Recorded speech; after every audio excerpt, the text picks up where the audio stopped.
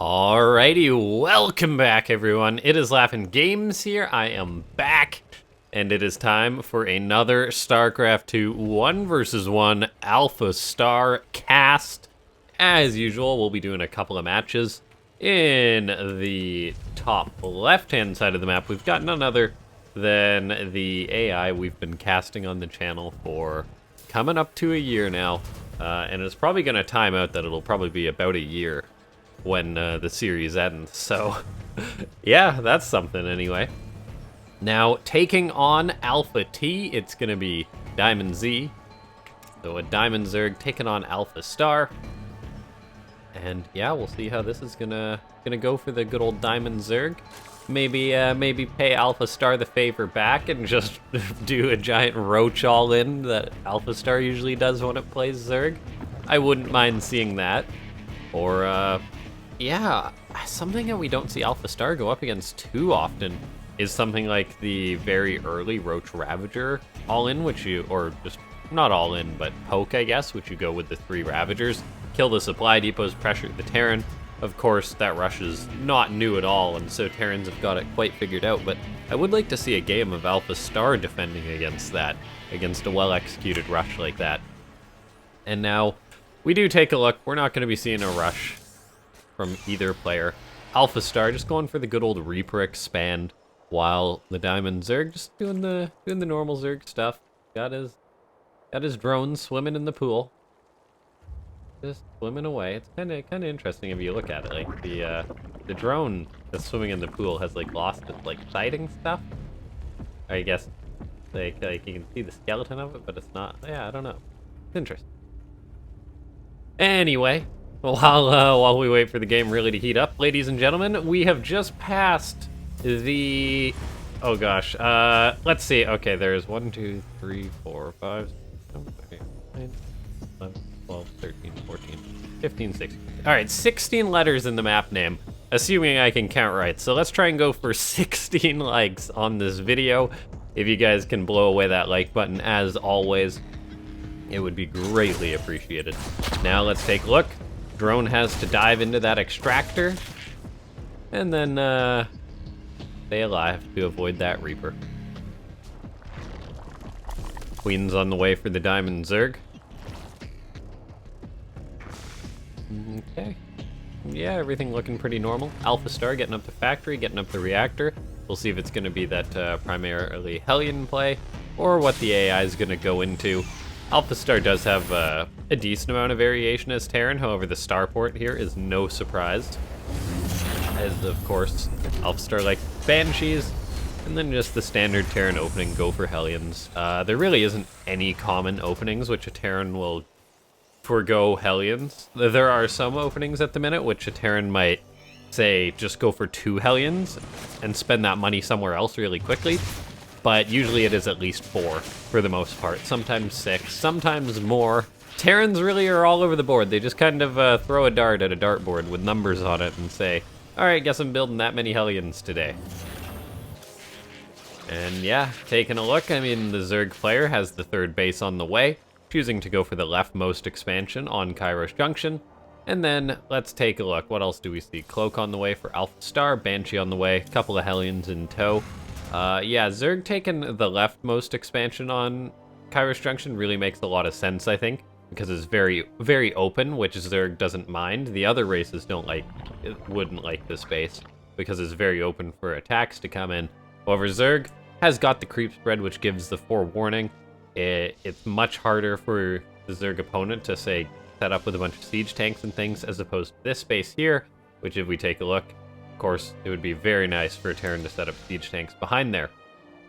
So the Diamond player choosing to go for that base, very, very understandable. Taking a look, we will see a creep tumor go down as the Hellions are starting to poke for AlphaStar. Ling's actually in beautiful, beautiful positioning for the Diamond player, just holding those Hellions up a second, but unfortunately not beautiful enough as the Hellions run in for AlphaStar and are going to be roasting and toasting drones. The Zerg player tried to cut down on units. He tried to cut down on units, just have a wall to defend against the Hellions, but the 3 Lings were not enough to hold that wall for long. Usually you'd want a queen there, and that just did not work out at all for the Diamond player. Let's take a look. we all of a sudden see a Zerg that's on 23 drones against a Terran that's on 41 SCVs. You guys do the math. I was about to say Banshee should be showing up. Well, it's already here. Just gonna go ahead and try and kill a Queen, because why not? Forcing transfuses to heal her up. But yeah, not comfortable at all. Drones rallying out, getting killed off by this Banshee. We see 3 spores are building, actually 4. I guess you can never be too safe, double wrap it and whatnot. But yeah, let's take a look. This Banshee gonna be it's gonna be having a field day. The Queens are running around.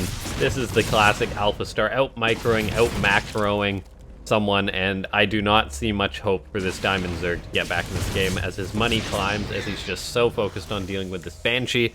He is in a very, very tough spot. I guess that Spore Crawler was killed off. AlphaStar just killing off the drones before they can build spores.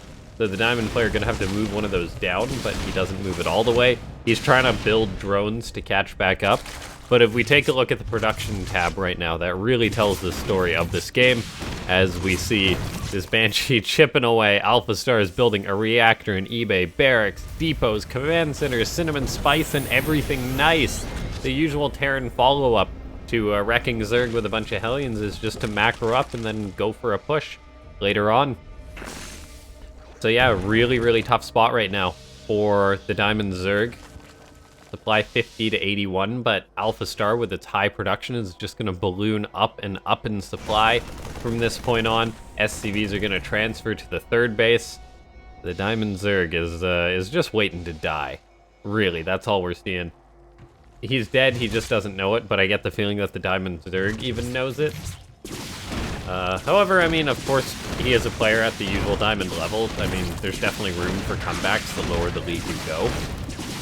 And comebacks happen at any level, from bronze to pro, so Diamond player definitely can stick it out, but still having a very tough go as these Banshees getting more drone kills. How many drones have died this game? The answer is 29 by the 7-minute mark, which is not a good number. The AlphaStar brings that up to a nice 31. I was gonna say a nice round 30, but it just keeps killing more and more. So blowing right past that. And taking a look, we see +1 missile attack on the way for the Zerg, but nothing that will use that. I guess to buff up his Queens. There is the Rotorn, actually, pardon me, just no Roaches yet. As the Zerg literally just has 6 Queen and nothing else. Whereas AlphaStar's got 26 Marines and 4 Siege Tank. And some Medivacs to go with that. Now, ladies and gentlemen, while we wait for AlphaStar to go ahead and kill that Diamond Zerg, check out the Discord. It's linked in the description. And then, of course, subscribe if you ain't subbed to the channel. I'm doing this for you. I'm watching AlphaStar totally just wreck this Zerg and wait for the Zerg to die for you. We have very minimal, or we have a minimal policy for fast forwarding here, so we very rarely just fast forward to the end of a game, even though we pretty much know the outcome. Let's see, Hydra Den on the way for the Diamond Zerg. He's making a few Roaches, so he's gonna have 4 Roaches against 43 Marines. That's 10 Marines against a Roach if you do the math. So just imagine 10 Marines just jumping on top of a Roach and just each grabbing a leg and pulling it apart. Yeah. So not looking too good for the Roaches. On another note, watching Starcraft and Roaches and bugs, and that's making me think a lot. I just finished reading Starship Troopers, gonna watch the movie soon. That's definitely on the list of things to do. So I'm a little behind the curve on that one, but any type of sci-fi with aliens and bugs and Marines is good. Any type. Yeah. This isn't looking too good for the Diamond Zerg. I mean, AlphaStar's kind of just dipping its foot into the water, testing with a double Medivac drop, and is doing quite a bit of damage with it. The Diamond Zerg will repel this, but here comes the big army. It's just a load of tanks moving on to creep. How long does it take for the Diamond Zerg to die? The answer should be probably not long. Alright, the Banelings are going to move forward. Banelings are always good against AlphaStar, but not when there's this many Marines or tanks. GG gets called. AlphaStar takes a very, very clean match. As I take a look, I see that this is replay number 79. So, that's not a lot. I can see from one end to the other of the folder of the amount of lower-end AlphaStar games that we've got to go through before getting kind of to the grand finale. So that's exciting. And, yeah.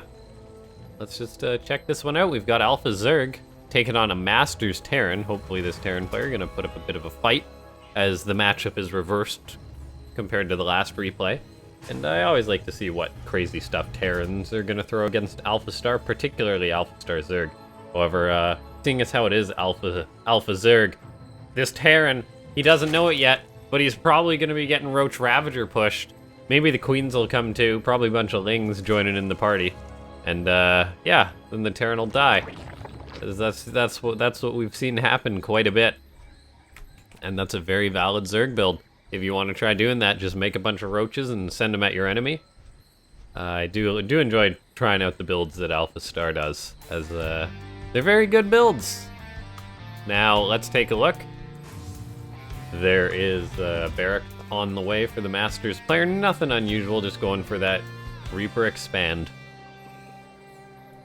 Okay, and then taking a look.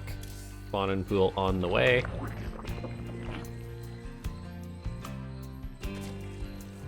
Hatchery on the way. So yeah, very normal build. And while we do wait for things to heat on up a little bit, I've been thinking a little bit about what's going to happen to the channel once I'm done with AlphaStar. Not that I'll ever be done with AlphaStar, I'll just be waiting indefinitely for there to be more, or some other super Starcraft AI, who knows. Yeah, so I've been thinking about that a little bit. First thing I'll say is, if you guys just watch AlphaStar, consider checking out the pro matches that are on the channel too. Same kind of commentary, just talking about the players and things like that, and still very, very good Starcraft. And so yeah, consider checking that out.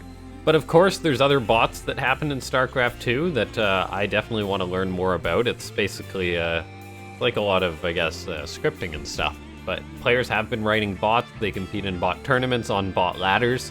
And so there's definitely going to be some derps there that could be put on the channel. So I was thinking that I'm not going to like fully commit after AlphaStar to doing, say, all the bot games or anything like that. But I thought, you know, maybe I'll do the odd one here and there on the channel, and then maybe just make AlphaStar Day on the channel like other StarCraft days. So do some of the other bots, do some maybe co-op, campaign, achievements, team games, things like that.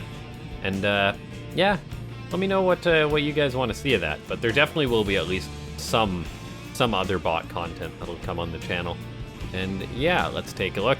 Starport's on the way for the Masters player. We have got, yeah, Hellion's being produced. He's been doing a good job being active with his Reaper, but gonna want to be careful once that Ling speed's done. AlphaStar, no Lair, no Roachhorn just yet, which is always the telltale sign that it's probably gonna be just going for its big old Roach Ravager attack. Nothing of that yet, just yet. And yeah, we see the Terran player just getting up his starport, gonna swap that over, potentially start making Banshees. Most likely gonna be Banshees, as there's no fusion core on the way. And Banshees can be very good against AlphaStar, so we'll see. Is the AI gonna handle a taste of its own medicine very well? Terran player's queuing up a lot of SCVs. There we go. It's actually a Liberator, pardon me. Liberator on the way is an interesting choice. When he did put that starport on the tech lab, I wonder why he chose to do that. And seeing as how Cloak isn't researching, so probably not going to be Banshees. But the choice to put that on the starport is a little bit odd. Maybe he'll make a Raven after this. It's not unheard of. We see that there's now another tech lab on the way for the Masters player, so I guess he plans on keeping the starport on the tech lab, which is interesting. So trying to get exactly the feel that the Masters player is going for this game. By the way, though, this is definitely not a full wall off using this command center that he's going for. Command center walling is such a pain, but while the buildings do line up, the corners of a command center are very round, so there's actually like an extra hex which units can sneak through that doesn't complete the wall. So we'll see if that comes back to bite this guy in the butt or not, as not a full wall.